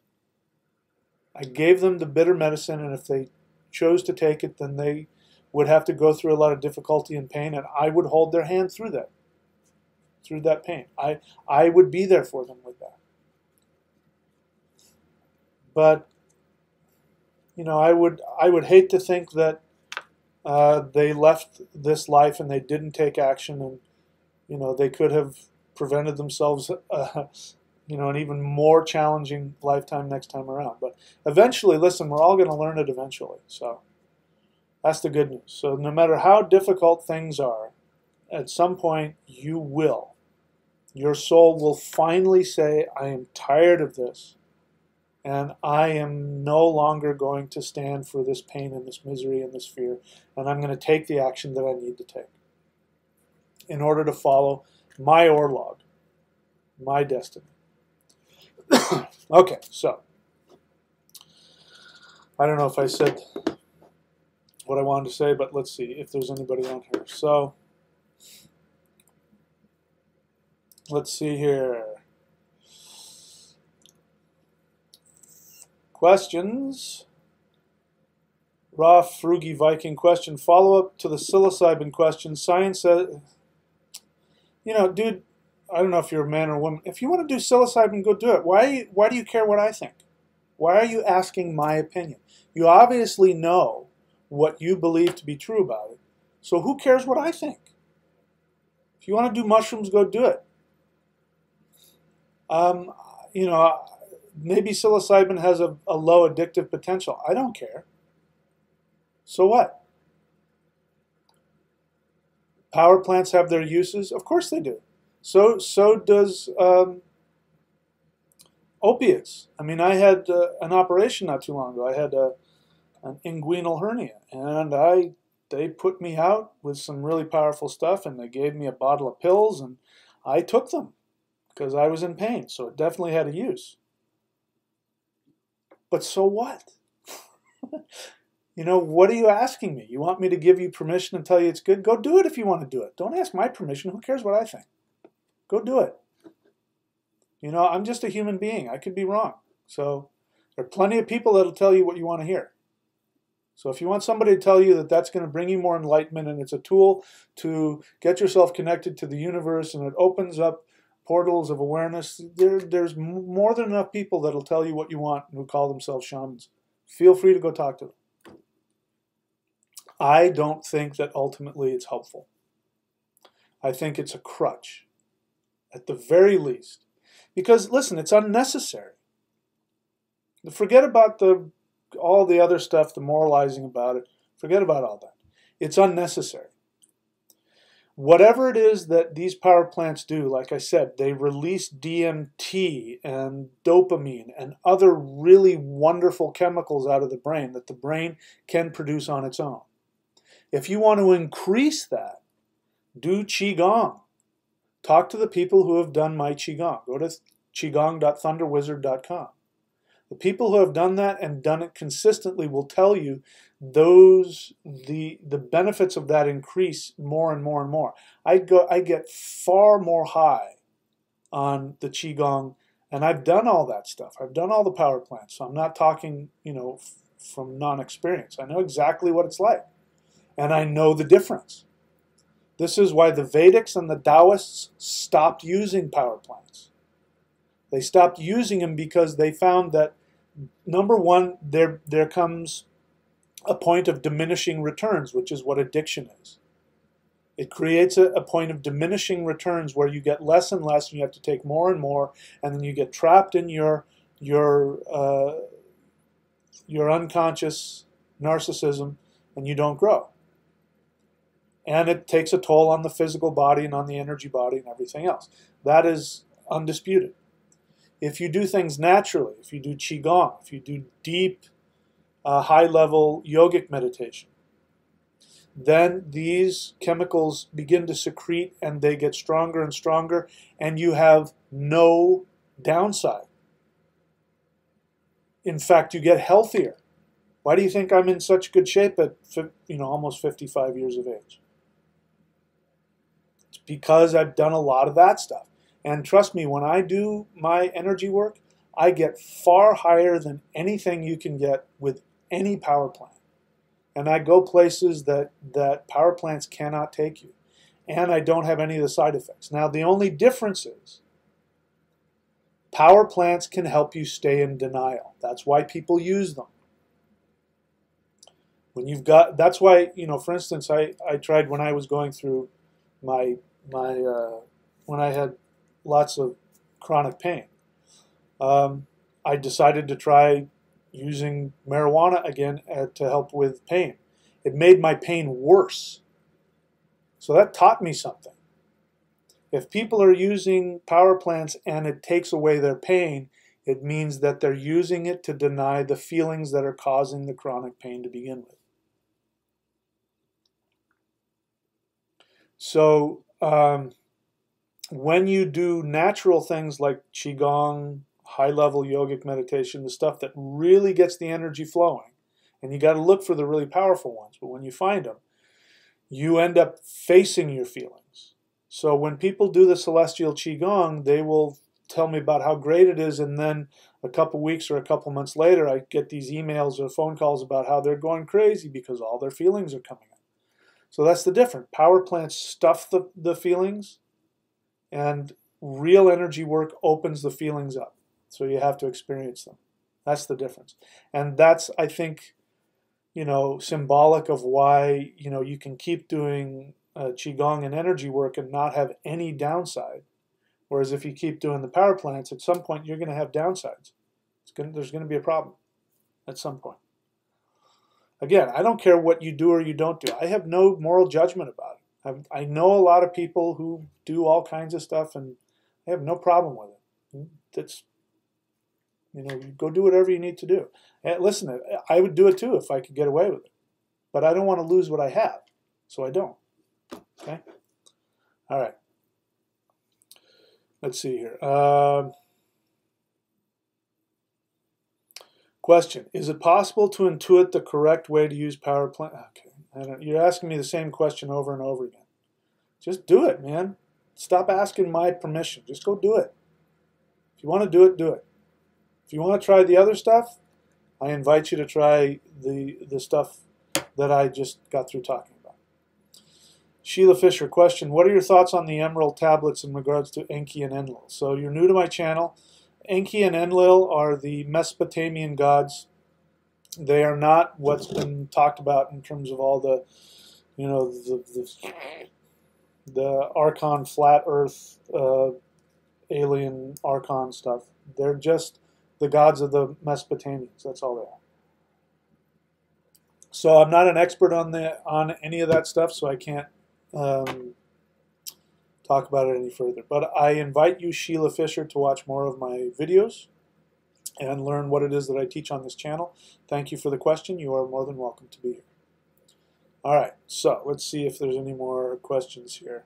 Question: what does it say about us when we wear Chinese-made clothes? I have no idea. Who's wearing? Are you talking about me? These aren't Chinese-made as far as I know. In fact, I know they're not Chinese-made. I don't care. You can wear whatever clothes you want. So something tells me that was a jab at perhaps me. Carrie Klein, question: is happiness a pursuit unto itself, or is it a byproduct of living a good life? Yes to both questions. Happiness, there's, when you're in that state of misery, when you're miserable in life, whatever, that creates a self-creating, catch-22, right? We already talked about that.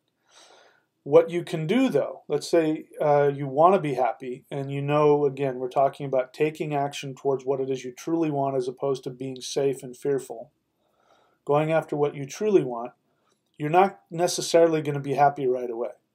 So yeah, it's like, you want to get healthy and you want to go to the gym. It might take you months or years before you get healthy, but once you get healthy, you're living on the benefit of all the hard work that you did. Same thing with happiness. It's going to be the result of a lot of the actions that you take. But it is also a pursuit unto itself, absolutely. There's a difference between fulfillment and entertainment, right? Slamming heroin in your neck is going to be fun for a little while. That's entertainment. That's not going to be fulfilling, but it might be entertaining for a while. Your happiness for me is when you listen to what your soul really wants to do, and you do that regardless of the cost. You listen to that happiness, and then when you do that, my experience is when I do those things, I do sometimes get an immediate rush of happiness from it. Every time I go surfing, every time, when I come out of the water and I'm walking back to my apartment and the waves and the clouds and the, something about, it's like there's a yogic thing, because when you're on the board, you're paddling and you're doing that cobra pose. So it's like doing cobra for 2 hours. So it opens up my heart chakra. For me, that's what it does. But I just feel happy every time I'm walking back. So I get an immediate happiness, fulfillment from that. So happiness is a pursuit unto itself, but it's also the result of, like anything else. You put the time and the energy into it, you get the result of it. That's what I'm trying to say about when you're trapped in those intractable, miserable situations. What we don't remember is how much energy and time we've put into being there. So, for instance, let's say you're in a relationship that you don't want to be in, or that isn't pleasing to you, but you've been in it for 20 or 30 years or whatever it is. There is a continuous choice that you are making to stay somewhere you don't want to be. And it takes, the more that you do that, then you get the benefit of that, the result of that, which is the pain, the misery, the whatever it is. So wherever it is that we are, we've put the time and effort to be there. It's never happened to us. But when you put a lot of time and effort into something, it takes a long time for that to change. On the other side, if somebody spends their whole life being healthy all their life, going to the gym and blah, blah, blah, if they take a couple of months off, yeah, they're going to probably, lose some of their, their fitness, but they can get right back to it a lot more quickly because they have all those years of, going to the gym and eating right behind them. The same is true with the other stuff, but we forget that. So, anyway. You got to let me know if you're asking a question. Johnny Delgadillo, if the Qigong is the energy transfer of the thunder wheel. I never said that Qigong is the energy transfer of the thunder wheel. I never said that. Absolutely no better energy healing. Okay, so he's making a, all right. I don't know what your question is there. It doesn't look like a question. I think you're saying that you like the thunder wheel and you like the Qigong. So good. Thank you. I agree with that. I'm sorry. I didn't understand your question. Obergefreiter Hack question. Should a woman be a virgin when she gets married? Where is this coming from? Why are you asking? You're obviously new to the channel. Maybe I should just give you a break. You're new to the channel. I don't care. This isn't a religious channel. I don't know why you're asking me that. Where is that coming from? She can be whatever the hell she wants. I don't have a problem with that. I personally would prefer that she wasn't if I was going to marry her. I want her to, have a little bit of experience there. That's just me. Swift had a question. Do you think when you said Odin was sacrificing to himself, do you think he was sacrificing to his other half? Maybe Odin and Shiva just, I don't know. It's a lot of intellectualization. No, I don't think he was thinking, I don't think Shiva is his other half. Shiva is the Hindu equivalent of Odin, not the same, not the equal, but the equivalent. Odin and Shiva share the same name. One of the names for Shiva is Ugra, which means terrifying. One of the names for Odin is Ug, which means terrifying. If you hear it's the Ug root is the same because it's the same word. That's where the word ugly comes from, Uglice. Uglice means Ug-like, and it used to mean terrifying. So when somebody used to look at somebody and say that person is ugly, they meant terrifying. Now it just means unattractive. Odin and Shiva have one name in common, which is Ug.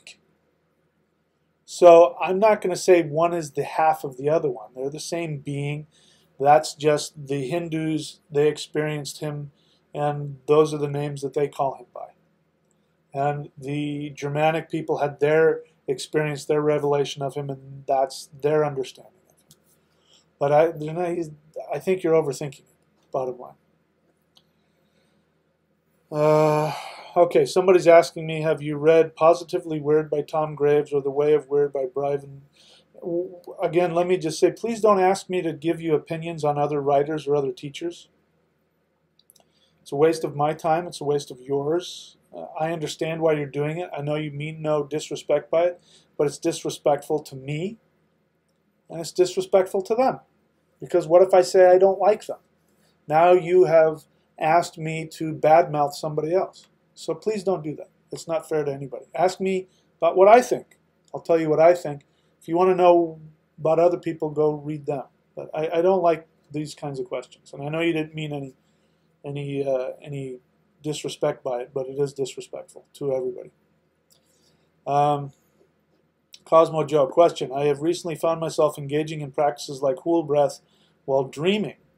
And in these very lucid, hang on here, in these very lucid dreams, It feels like something real is happening. What can be done through dreams? Well, lucid dreaming is a very powerful practice. In fact, it's one of the ways to learn how to have superpowers in the waking life. There's a whole practice of this. The Chinese do it. I don't know who else does it. Carlos Castaneda wrote about it, even though I don't think it came from a real tradition, but I think he's onto something. Lucid dreaming, if you want to learn how to practice certain things, first you have to do them in waking life. Like you have to do the meditation, or you have to do the energy work, or whatever it is. The meditation to open your third eye or see auras or whatever the hell it is. And then when you do it in lucid dreaming, when you're able to, because the thing about lucid dreaming is when you're lucid dreaming, you can choose to have things happen in your dream. You can choose to fly, you can choose to whatever it is, once you know you're lucid dreaming. So once you're able to practice those things in lucid dreaming, it becomes easier to bring it into this dream of real life. When I was doing the spirit fighting, in my dreams, I would spirit fight in my dreams. That's how you knew you were really making progress, because then in my dreams I would learn how to do certain things that I hadn't done, and then I'd wake up and then I'd go try and do them, and sure enough, they'd be really powerful things. So lucid dreaming is a really powerful tool. All right, so that's it. No more questions. All right, we're coming to the end. I will take another short break, and then I'll have something pithy to say.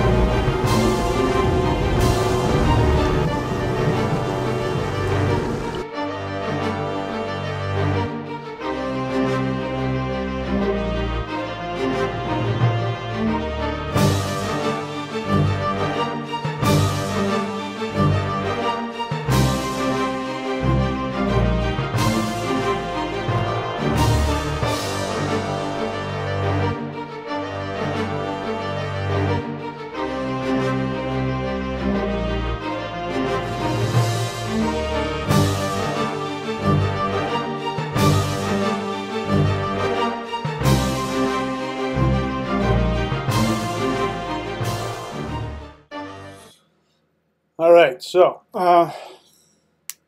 this is YouTube, and so I do get a lot of people coming on from a lot of different places. A lot of people have, varying degrees of interaction with what I do and what I teach. All of this talk is great, but if you really want to benefit from my teachings, I would recommend going onto my channel and doing some of the exercises. Doing the Huul breath, H-U-U-L breath. Doing the Qigong. I teach all kinds of free Qigong on the channel. Stuff that, are high-level things that you're not supposed to teach to the public, and I'm teaching them on there for free. You got to put the time and the effort to go find them. If you really want to experience these states that I'm talking about, I would recommend doing the exercises that I have. If you really want to learn shamanism from the beginning, go to thunderwizard.com and look on the right side. I'm pretty booked up except for the $25 level. At the $25 level, you can get access to private videos, and if you scroll all the way to the bottom, and I don't know how many there are now, go to the bottom and start learning from the beginning. You can learn what the powers of the 9 worlds are, what the powers of the 8 directions are, the 5 elements, the runes. We talk about Qigong, we talk about meditation, we talk about talking to the various deities and working with the planets and all that kind of stuff.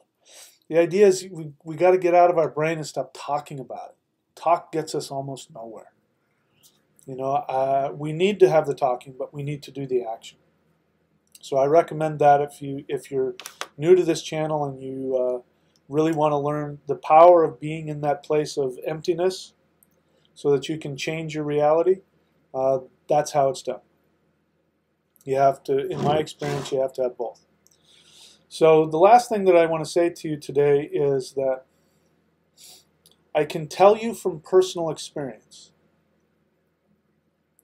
increasingly more as time goes on,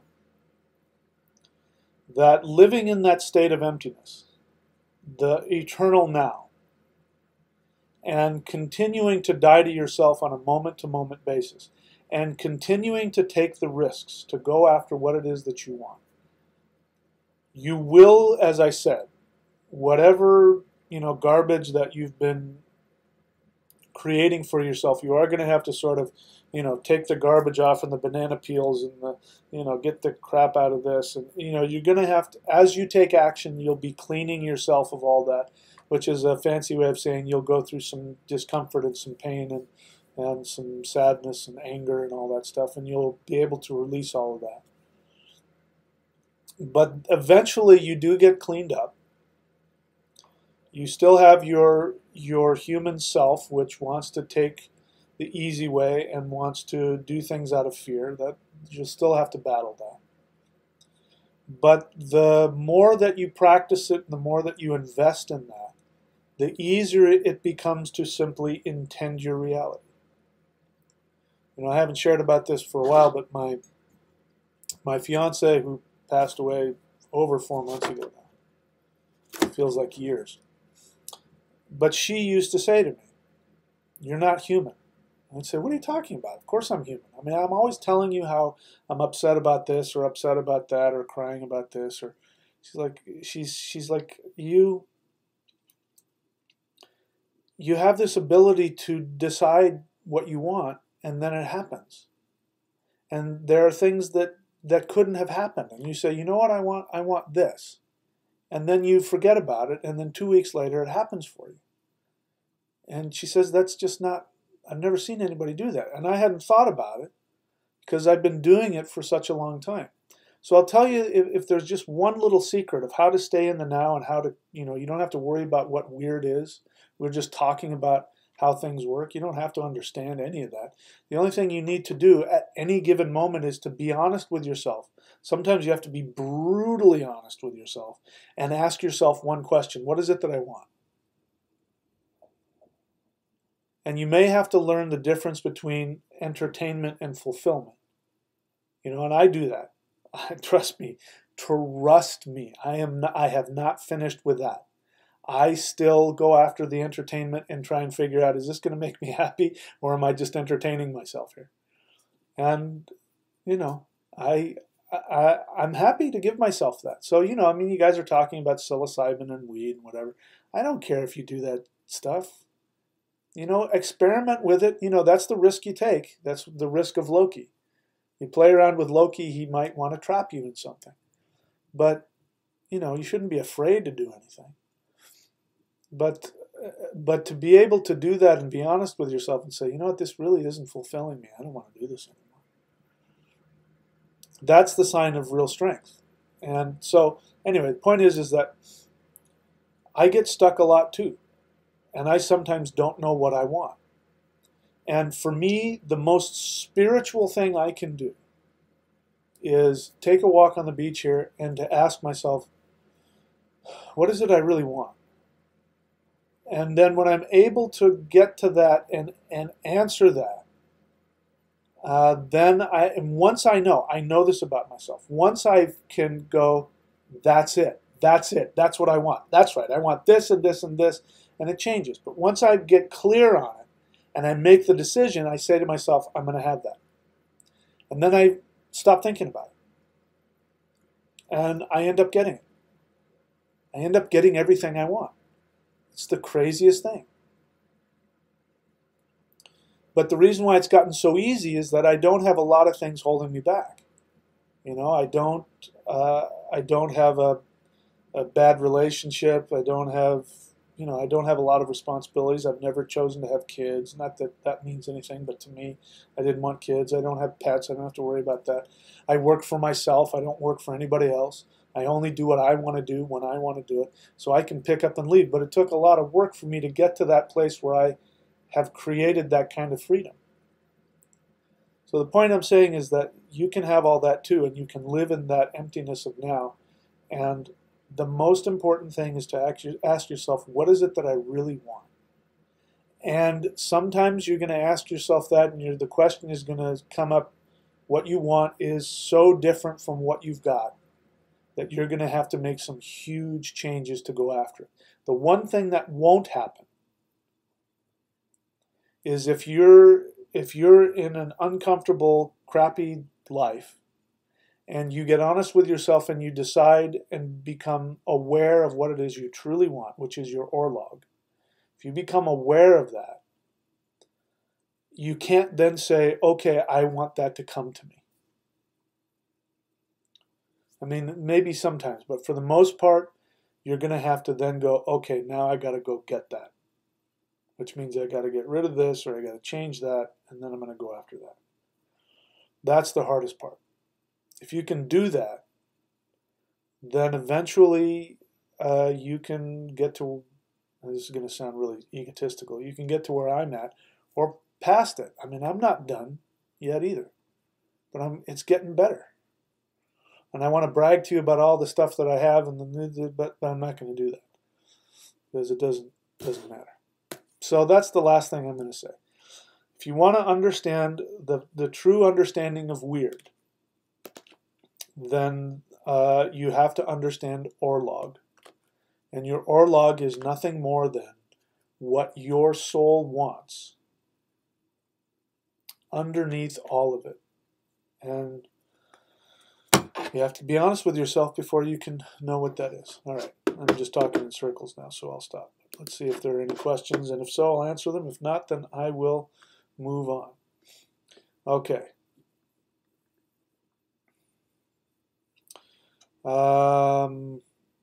Alex Thorpe question, what is the difference between Destiny, Orlog, and WYRD? That's what we've been talking about this whole time. So please wait until this has been archived. You know, when I get off of the live Q&A, it'll be archived. You can go back and watch it from the beginning. But we talk about that as a theme throughout this whole 2 hours. But thank you for asking. Okay. Black Earth Productions, what's up, man? Says, what up, Thunder Wizard? What's up, Black Earth Productions? Those of you who aren't familiar with Black Earth Productions, he's got a channel here on YouTube. Great stuff. And you can go to his website, Black Earth Productions, I think with a Z, productions.com. Sethicus, yeah, Sethicus Boza. All right, so let's see. Any other last-minute questions?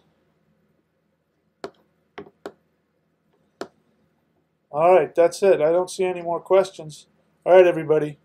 That's it for me. I'm going to go live out the rest of my Sunday and see what it is I want to do. But if you want to learn shamanism from me, go to thunderwizard.com, start at the $25 level and watch the videos from the beginning. If you want an astrological reading where you want me to tell you the 3 planets that work with the 3 aspects of your mind, the conscious, the unconscious, and the subconscious. If you want me to tell you exactly what ritual, what mantra, and what things you need to do to be able to connect to understanding what your Orlog is, go to astrology.thunderwizard.com. If you want to train with me in Vedic astrology and learn how to do the kind of astrology readings that I do, you can go to astrologycertification.thunderwizard.com. If you want a private session with me, let's say you've heard all this and you are in one of those intractable, crappy life situations and you honestly don't know what it is that you want, go to career.thunderwizard.com. I can almost guarantee you, maybe not 100%, but almost every time if I have at least an hour with somebody and I ask enough questions, I can find out what it is, because you'll tell me what it is that you want. and then at least we can get you pointed in the right direction. When you find out what it is you truly want, you'll be able to get to that place I'm talking about, where you can literally intend your reality without having to do anything. Doesn't matter how big or how unbelievable or how impossible it is. As long as it's connected to what your soul truly wants, all you have to do is intend it. Just make the decision you want it, and it will happen. Okay.